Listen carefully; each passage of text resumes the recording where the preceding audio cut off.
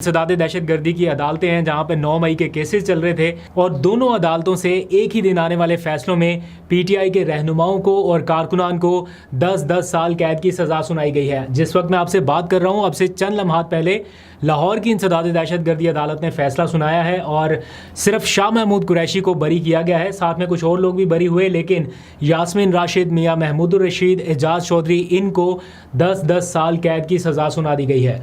एजाज चौधरी की, यास्मीन राशिद की जो सेहत की सूरत हाल है वो भी सामने रही। कितनी देर तक ये ट्रायल चला, कैसे चला, गवाहान कैसे पेश हुए, आखिरी लम्हात पर गवाही देते हुए किस तरह से वो रवैया अपना इख्तियार कर रहे थे, कैसे पीछे हटने की कोशिश कर रहे थे, ये सारी सिचुएशंस हमने देखी हैं। और अब जाके ये फ़ैसला महफूज हुआ था जिसे सुना दिया गया।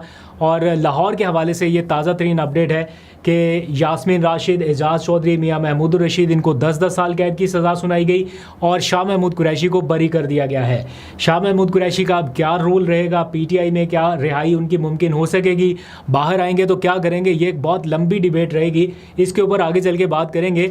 लेकिन साथ ही ज़रा आ जाइए सरगोदा की इंसदादे दहशतगर्दी अदालत की तरफ। वहाँ पर भी कुछ ऐसा ही फैसला सुनाया गया है। पीटीआई के पार्लियामेंटेरियंस जो हैं, अरकान असम्बली, ये नाअहल होने की तरफ चल पड़े हैं, क्योंकि आज जो फैसला सुनाया गया उसमें 39 लोगों को, जिनमें पीटीआई के अपोजिशन लीडर हैं, एमएनए हैं और फिर वर्कर्स हैं, इनको 10-10 साल कैद की सज़ा सुनाई गई है। आपने ये सारी डिटेल्स देख ली होंगी, मैं बहुत ज़्यादा तफसील में नहीं जाऊँगा, लेकिन ये वही इंसदादे दहशतगर्दी की अदालत है सरगोदा की, जहाँ पर एक जज हुआ करते थे अब्बास साहब।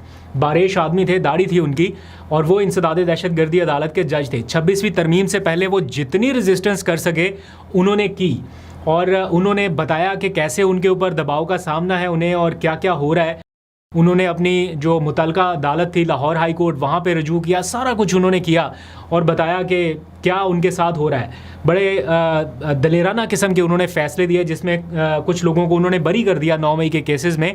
बट एट दी एंड 26वीं तरमीम हुई और वो अपनी वो जो एक रेजिस्टेंस दिखा रहे थे उसे कंटिन्यू ना रख सके।